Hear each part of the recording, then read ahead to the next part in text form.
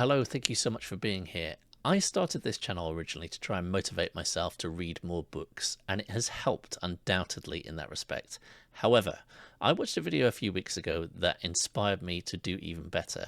This was Mark over at The Book Thing, an excellent channel if you haven't been there, and he did a two-parter around 50 books he would like to read before he's 50 years old. He's got about 2.5 years to go, and he picked a wide range of books that he would like to get through, and I thought that was a superb idea, so I am outright stealing it, with Mark's permission, I might add.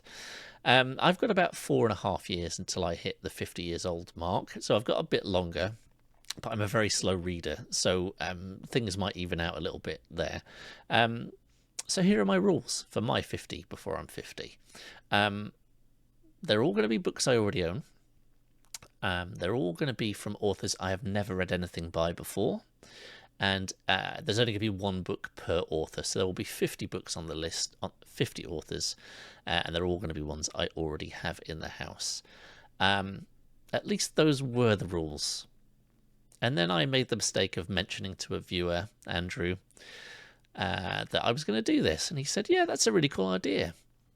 But what if you tried to read a book from every year you've been alive? You know, books that were published in your birth year, the year when you were 1, and so on, right up until now. It's a big milestone birthday, 50, so let's really push the boat out. So being somebody who is too stubborn to back down from a challenge like that, that's exactly what I'm going to do. I'm going to do that challenge, and then I'm going to do another video covering another 50 books I want to read before I'm 50 that can include classics from pre-1980, which is the year I was born. So those previous rules are going to apply for this video. They're all going to be books I already own. They're all going to be from authors I've not read yet, and there's going to be one per author. But now they are also going to be published in each respective year since 1980 up until 2024. I don't actually own any books from 2025 just yet. I tend to pick up my books secondhand from charity shops or car boot sales, and I tend to pick up paperbacks. The vast majority of the books I pick up paperbacks. So obviously, new books from 2025 that are in paperback are in short supply. So what I'm going to do instead is I'm going to pick 25 from 1980 to 2024, and then I'm going to have 5 wildcards. So on 5 years, sorry, I will double up. So I'll have 2 books from 5 of the years as we go. But yeah, we're going to kick off with 1980. So my pick from 1980 is A Confederacy of Dunces by John Kennedy Toole. This is one of my friend's absolute favourite book of all time. Despite that, I don't know a huge amount about it other than it's about a character called Ignatius Riley, and that's pretty much all I know. But he really raves about this book, so it's on the list. It's about time I read it, so that's number 1 for 1980. And for 1981, I have gone for Red Dragon by Thomas Harris. This is the first of the Hannibal Lecter novels, made famous by The Silence of the Lambs, which was obviously the first Anthony Hopkins film, but the first ever film to feature Hannibal Lecter was Manhunter, which is based on Red Dragon, the first book. So yes, it's a series I've wanted to read for a long old time, and here we go. This is my book for 1981. For 1982, I am going with an author that my wife has long told me I should really be checking out, and that is Anne Tyler. This book is Dinner at the Homesick Restaurant. This is the one that my wife says is the one to go for. I think we've got a couple of others in the house, one being The Accidental Tourist, which is the one I'm most aware of. But this is the one I'm going for. It comes highly recommended, and I know it's a family drama, and that's about all I know, so I will look forward to learning more. For 1983, this is for you, Mark. It's The Colour of Magic by Terry Pratchett, the first Discworld novel. Now, there is a lot of debate online about where you should start or where you could start with the Discworld series. A lot of different entry points, but I cannot allow myself to do it any other way than publication order, even though I'm told that's not necessarily the way to go. That's just the way my brain works. So The Colour of Magic, I am very excited to get into this. There are 40 other Discworld books, so if this is something I enjoy, then I've got a whole host of stuff to enjoy in the future. But yes, The Colour of Magic is my book for 1983. For 1984, I have gone for The Unbearable Lightness of Being by Mian Kundera. And what I do know about this is that it might be something that goes a little bit over my head. I don't know if I'm clever enough to properly appreciate this. I think it's supposed to be quite a philosophical novel about a character who I believe likes to live a life of kind of unattachment. The lightness in the title is referring to freedom and not feeling held down by anything, and how that affects his life and the others around him. But yes, I don't know how I'll get on with this, but it's a book I feel like I should read. So we're going to give it a go. That is The Unbearable Lightness of Being for 1984. For 1985, this is a BookTube favourite, and it is a chunky beast. Can you guess? Yes, you can. It's Lonesome Dove by Larry McMurtry. And this, I think, is way out of my comfort zone, being a big, intimidating, huge book, but also set in the Old West. I've never read a Western before. I've not really watched a huge amount of Western movies. But it's time to see what all the hype's about, I think. I'll be checking out Lonesome Dove for 1985. My pick for 1986 is The Prince of Tides by Pat Conroy. This is one I picked up relatively recently, and I understand it's about a guy who moves in with his sister, who has a long history of kind of mental health issues. He kind of moves in with her to support her, and that's about the extent of what I know about this book. It's another big one by my standards. It'll take me a little while to get through, but this is going very much on the list for 1986. For a book first published in 1987, I have plumped for the first of James Ellroy's LA Quartet, and that is The Black Dahlia. This is a fictional account of a very real 1940s murder case in Los Angeles. That is the extent of what I know, but there are a number of books that come after this, LA Confidential being one of them, that I would be interested to read if I get on with this one, so let's see. For 1988, I have gone for a book that inspired first a film and then a TV series that I enjoyed very, very much indeed, and that is Friday Night Lights by Buzz Bissinger. And this is a non-fiction book about a high school American football team in Texas. And although this is ostensibly a sport book about American football players and a team in a high school setting, like I say, it is much more, I believe, about the culture around that and how the town gets invested in this team and what it means to those people when the team is doing well and when the team is not doing so well. So yeah, this, I'm really, really interested to see how this is in comparison to the TV stuff I adored so much. So yeah, Friday Night Lights is my 1988 book.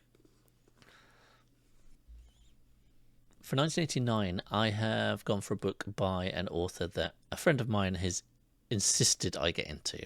Now, there are a number of books that I own because of that by John Irving, and I could have picked a number of them. The Hotel New Hampshire is one in particular that comes highly recommended, The World According to Garp, a number of others, but I have gone for 1989's A Prayer for Owen Meany. I don't know a huge amount about it, but it's by John Irving, who comes highly recommended, so this is the one I am going for. For 1990, it's a book that inspired an absolute mega hit of a movie, and that is Jurassic Park, the tale of cloning dinosaur DNA to create a theme park for people to go and visit and admire dinosaurs. What could possibly go wrong? Michael Crichton is another author that I've been wanting to get into for a little while, and this seems like the perfect place to start. So that is 1990's book, Jurassic Park. For 1991, I thought it was about time we got a detective story into the mix, so I have gone for Faceless Killers by Henning Mankell. This is the first of the Kurt Wallander books, a Swedish police detective. It spawned a number of sequels. I think there are 11 that have been translated into English in all, and a number of TV adaptations. So yeah, I'm very much up for some kind of Scandi detective stories. So that is my pick for 1991, Faceless Killers. 1992's pick is probably not a huge surprise to people who are in the know in terms of what came out when, and that is The Secret History by Donna Tartt. This is about a group of college friends who are coming to terms with what led up to the death of one of their friends. Very, very highly rated, and one that has been on my shelf for a stupid number of years. Another one that a good friend of mine is insisting I read sooner rather than later. So yes, an easy pick for 1992, The Secret History. For 1993, this is a shameful pick, and I will explain why. It's Complicity by Ian Banks, and I borrowed this book from my friend when I was a teenager. And given that this is a video about the run-up to my 50th birthday, that's quite embarrassing. I found this recently when going through some old piles of books, and yes, I need to read this. I believe this is about a journalist who might know more than he's letting on about a series of murders. Yeah, that's what I remember this being about. But yeah, Daniel, if you're watching, I'm very sorry. I'm going to finally get round to it, I promise. That's Complicity for 1993. Okay, 1994, and Haruki Murakami is another author that I have been meaning to get into for a long time, and it seems like a good place to start is The Wind-Up Bird Chronicle. I think this starts off with the main character searching for his wife's missing cat, and then I believe his wife also goes missing, or yeah, it's something along those lines. Murakami, I know, is somebody that is very, very highly thought of.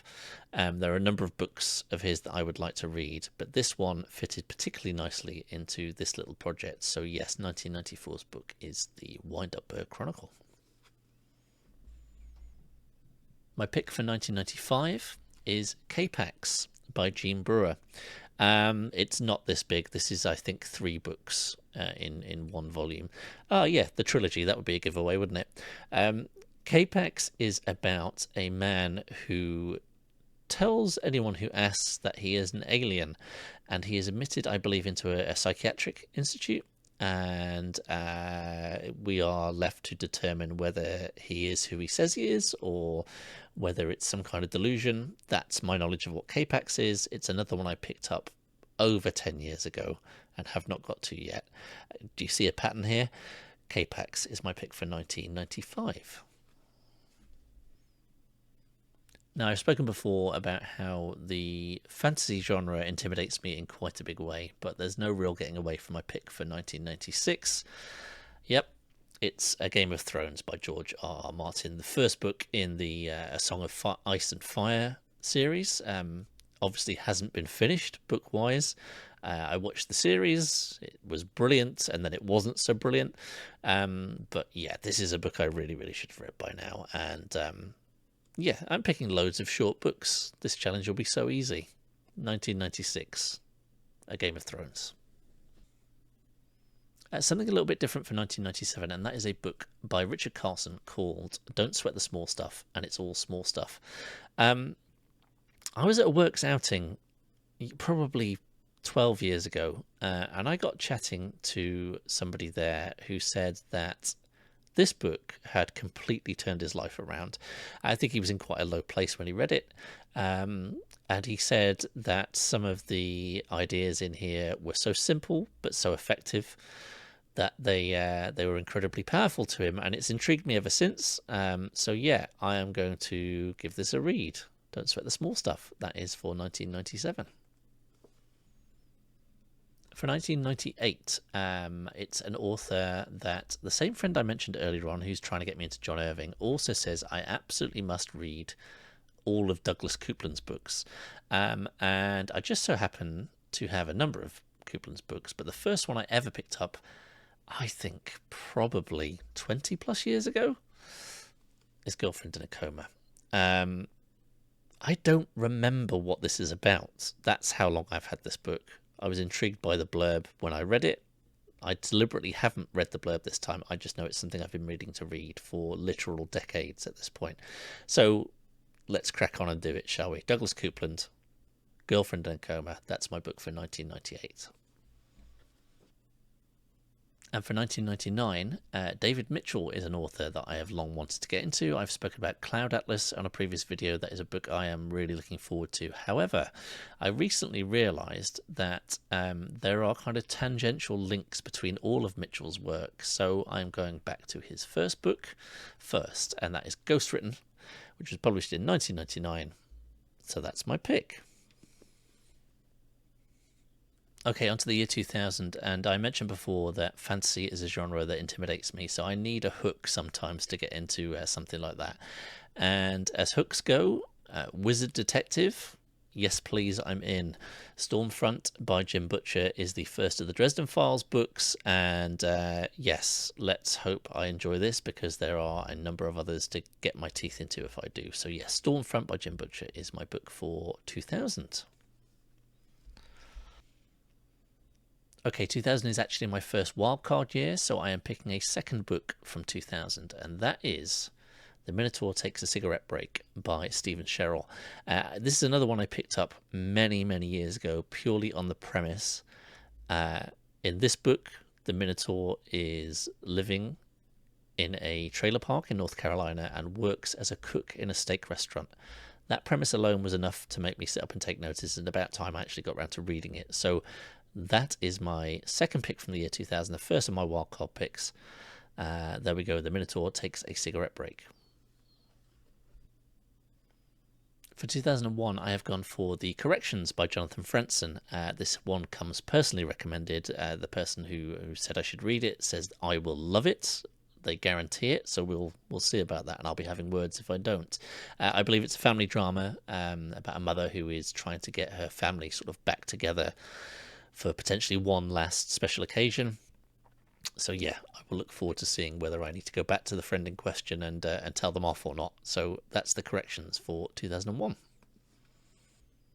For 2002, I have gone for a book that my wife bought me as a gift many years ago, and I really need to read. That is Behindlings by Nicola Barker. My understanding is that the central character is followed at every turn by a group of odd people that he cannot shake off, and I don't think it's immediately apparent why he's being followed around. He dubs these people the Behindlings. So that's my book for 2002. For 2003, I have gone for The Time Traveller's Wife by Audrey Niffenegger. This, I believe, is about a man who can time travel but cannot control when it happens, and his partner who has to cope with this condition her husband has, and he might disappear at any point. He has no real control over when it happens. It's a concept that I really like. I like any kind of time travel story on the whole, so this is a concept that really appeals to me. That is 2003, The Time Traveller's Wife. For a book first published in 2004, I have gone for something my wife has recommended to me a number of times about a couple of rival magicians, and that is Jonathan Strange and Mr. Norrell by Susanna Clarke. I know that Piranesi is also very, very highly rated, and I will definitely get to that at some point, but first up I am reading Jonathan Strange and Mr. Norrell. That is my pick for 2004. For my 2005 pick, I have gone for the first of Stieg Larsson's Millennium Trilogy, The Girl with the Dragon Tattoo. I know that this is a kind of detective murder mystery story with some pretty dark themes as I understand it. I think it's going to be quite tough going in places, but it's one I've wanted to get to for a long time, like a lot of these books on this list. So yes, about time I got to it. The Girl with the Dragon Tattoo is my 2005 pick. 2006 is one that I had a real job choosing between a number of books, so this is going to be another of my wildcard years with two picks. The first of which is a fantasy novel that I am very much excited to finally get to, and that is The Blade Itself by Joe Abercrombie. Abercrombie is an author who I hear raved about a lot, and I'm super excited to get into this. I think this is something that will really, really get me into fantasy, if the hype is to be believed. And the kind of people who talk about it highly tend to be people who have similar tastes to me in books. So I'm excited to get going with this. Yes, The Blade Itself is my first 2006 book, with another just on the way. My other pick for 2006 is another fantasy book I've been meaning to read for a long time, and that is The Lies of Lochlamora by Scott Lynch. I believe there are 3 books in this series out, but it's intended to be a longer series. But I think it's been quite a while since the third one came out. But anyway, The Lies of Lochlamora is the first book in the series, and yeah, it's another one I'm very excited to get to finally. So let's hope this project actually inspires me to get to some of these, because otherwise I'm going to look like a bit of a fool. Now, it's about time we got a bit of horror into this list. So for 2007, I have gone for the debut novel by Joe Hill, and that is Heart-Shaped Box. Joe Hill, of course, is the son of Stephen King, an author I enjoy very much indeed. I'm currently in the process of reading all of his books from start to finish in publication order. I'm in the middle of It at the moment, so a long way to go still in that project. So why not pick a load of books that I have to read in the next 4 years? It's a great idea, isn't it? But yeah, Heart-Shaped Box is about a collector of kind of quite morbid items who finds a supposedly haunted suit on the internet, buys it, and gets a little bit more than he bargained for. So yeah, that sounds like a fun one. Heart-Shaped Box for 2007. 2007 is another one of my wildcard years, so we're picking a second book from that year, and it's another fantasy book, and it is another fantasy book that is part of an unfinished series. Can you guess? Yes, you can. It's The Name of the Wind by Patrick Rothfuss. I own both of the books in this series so far. I know that this is very highly rated indeed again, and I think this, along with The Blade itself, along with The Lies of Lochlamora, along with The Colour of Magic, I'm getting a really good grounding in fantasy here, hopefully, over the next few years. So yeah, another good one to add to the pile, I think. That's The Name of the Wind for my second pick for 2007. For 2008, I've gone for non-fiction, and this is a book called The Suspicions of Mr. Witcher by Kate Summerscale. And this is a telling of a horrific crime that took place in England in 1860, and the detective tasked with investigating, and also how that case and the investigation in particular kind of is supposed to have informed detective fiction for decades after. So this sounds like an intriguing one. I know that it was highly thought of when it came out. I don't hear about it so much now, but when I was going through the recs looking for stuff that would fit the bill for this video, this one leapt out at me. So yes, looking forward to this one too. So after some heavy going there, I thought I'd lighten things up a little bit for my pick for 2009, and that is The 100-Year-Old Man Who Climbed Out the Window and Disappeared by Jonas Jonasson. This is about a man who escapes his 100th birthday party celebration at the old person's home he lives in, and sets off on an unlikely adventure. It sounds like a fun one, so that is my pick for 2009. That book with the long title. For 2010, I've gone for A Visit from the Goon Squad by Jennifer Egan. This is 13 kind of separate short stories, kind of loosely linked together, I think, by a couple of characters who work for a record company. So there's a musical element to this. To be honest, I picked this up relatively recently. I had heard of it, and I read some of the praise on the back of the book, and I deliberately didn't read too much more so that I could go in with a fresh perspective. But yes, that is my pick for 2010, A Visit from the Goon Squad. For 2011, it's another recommendation from my wife. She particularly loves Circe, but she also loves the first book by Madeline Miller, which is The Song of Achilles. That is a kind of retelling of the Trojan War, I understand. I don't know a huge amount about that. I know about a big wooden hollow horse. That's about all I know. So yes, for a number of reasons, I am very much looking forward to The Song of Achilles by Madeline Miller, and then eventually Circe as well, but this is my pick for 2011. But that's not the only 2011 book I have picked. I have also gone for a wild card here, and that is A Monster Calls by Patrick Ness. This is going to be an emotional book, I think, quite a difficult one to read, but one that I really want to. This is about a young boy who is very much struggling to cope with his mother's illness, a terminal illness, I think. and he has nightmares. And then one night, a monster comes to visit him and talk through some of the things that are on his mind. So yeah, I really am looking forward to and not looking forward to this at the same time, if you see what I mean. But yeah, I think this is one that will affect me. A Monster Calls. For 2012, this is another recommendation from my wife. She insisted I read this. That is A Man Called Ove by Frederick Backman. This is a story about an incredibly grumpy man. I don't know why my wife thought that would resonate with me, but there you go. Let's see how I enjoy that.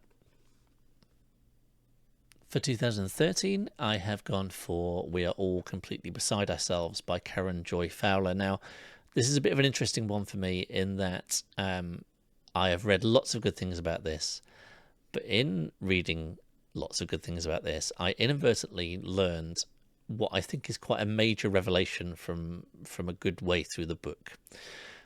But I'm interested to read this and see if that affects my enjoyment or not. We'll see, I suppose. But what I have read is very interesting indeed. I don't want to say too much more about it in case I spoil it for somebody else. But yes, we're all completely beside ourselves. Let's see how I crack on with that one. My pick for 2014 is Station 11 by Emily St. John Mandel.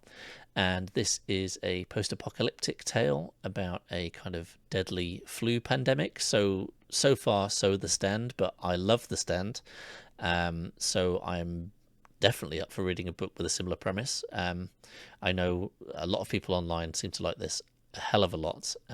So yeah, excited for this one.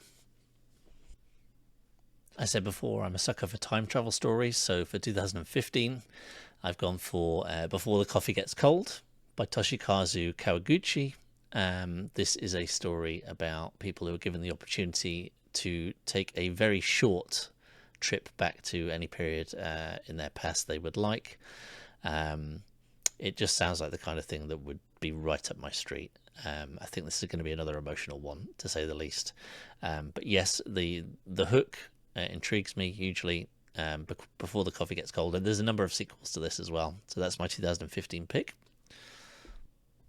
For a book first published in 2016, it's another recommendation from my wife, and that is My Name is Leon by Kit DeWall. And I believe this is about a young boy and his baby brother who get put into foster care, and all the trials and tribulations that come with that, and the potential for them being split up, which weighs heavily on Leon's mind, I think. Yeah, it's another one that I think is going to be quite tough to read in places, but yes, my wife says it's wonderful, and that is a good enough recommendation for me. My Name is Leon, my book for 2016. For 2017, I have gone for Stephen Fry's Mythos, modern retellings of the classic Greek myths. These are stories that I know little tiny bits and pieces about, but I have never really delved into properly, so this seems like a perfect way to do that. Yes, Mythos by Stephen Fry. Again, there are further books in this series if I do get on with it, so that's an exciting prospect. Mythos is my pick for 2017. For my 2018 pick, I have gone for Where the Crawdads Sing by Delia Owens. This is another murder mystery, I believe, about a town where a dead body turns up and suspicions fall on somebody who is seen as very much an outsider, and how they cope with that situation. Yeah, that's kind of all I know, but I shall look forward to finding out more. For 2019, it's another time travel story, and maybe the book I'm looking forward to most on this list. That would probably change if you ask me again tomorrow, but today, the book I think I'm looking forward to the most is This Is How You Lose the Time War by Amal El-Matar and Max Gladstone. This is a book that features correspondence between two kind of rival agents in an intergalactic battle, as they start off as enemies and become more acquainted with each other and start to strike up a friendship. I just love the premise of this book, and I think it's going to be excellent. So fingers crossed that rings true. This is How You Lose the Time War. That's my pick for 2019. For a book published in 2020, I have gone for a recommendation from a work colleague, and that is The Book of Coley by M.R. Carey. This is the first of a trilogy about a land where technology is kind of a thing of the past largely, and nature outside of settlings can be deadly, so plants and trees can be incredibly dangerous. The person who recommended this deliberately didn't say much about it, just said you really should go and read it, so I'm going to take that recommendation and run with it. That's The Book of Coley by M.R. Carey, my pick for 2000. No, not 2000, 2020. And my final wildcard pick for this project is another 2020 book, and that is We Begin at the End by Chris Whitaker. My understanding of this story is it's about a character who was sent to prison thanks to the testimony of his best friend, and 30 years later he is released from prison and is heading home, and how he and the rest of the town deal with his rearrival. We Begin at the End by Chris Whitaker. It's something I picked up very, very recently and have seen very, very good reviews for, so let's see what I think in due course. For 2021, I have gone for Sour Grapes by Dan Rhodes. This is a satirical story of a literary festival, I believe, and clashes between authors, publicists, reviewers, critics. This is one that just kind of leapt out at me in the bookstore a few years ago, and of course I haven't got to it yet, so here's a good reason to finally read it. That is Sour Grapes, my pick for 2021. For 2022, I have gone for Tomorrow and Tomorrow and Tomorrow by Gabrielle Zevin.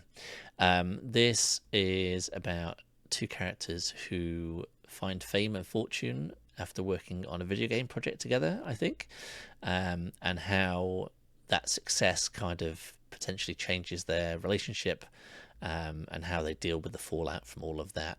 It's another book that my friend who is trying to get me to read John Irving and Douglas Coupland says that this is right up my street, and I have obviously seen a lot of other people on BookTube and elsewhere on the internet rave about this, so yeah, this is one that I'm excited to try out sooner rather than later. That's Tomorrow and Tomorrow and Tomorrow for 2022. For a book first published in 2023, I have gone for Yellowface by R.F. Kuang. This is about an ambitious author who is struggling to have a hit and spots an opportunity to steal an unpublished manuscript by a recently deceased author, and takes that opportunity. This sounds like an interesting premise, so yeah, that was an easy pick for 2023. That's Yellowface. And for 2024, the 50th out of 50 picks for this particular project, I have gone for Butter by Azako Yuzuki. Strictly first published in 2017 in Japan, but the US and UK editions came out in 2024, so this fits the bill. This is about a woman who is accused of seducing men with her particularly fine cooking skills and murdering them. So again, an interesting premise and one that I am glad to add to the list. So there we go. Those are the 50 books I've picked for this particular project, picking a book for every year I've been alive so far to try and read before I'm 50. This particular project I am dubbing My Life Stories. Do you see what I did there? And then in the next video I'll be picking 50 more so that I can include some classics and some other stuff that don't quite fit into the format for this high concept idea. But yeah, I hope that was enjoyable, and I hope it kind of inspires me to get through these. Like I say, I've got 4.5 years to get through them.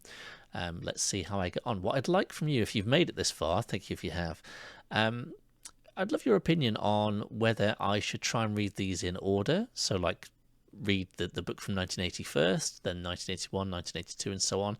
Whether I should just pluck from these at random, or you know, whatever takes my fancy from week to week. You know, if I fancy a murder mystery one week, or a fantasy the next. Just go for whatever is front of mind at that point. Let me know what you think would work best. But yeah, thank you so much for watching, and I will be giving you some regular reports on how I'm getting on with this in the future. Until then, thanks so much, and I'll see you next time. Bye bye.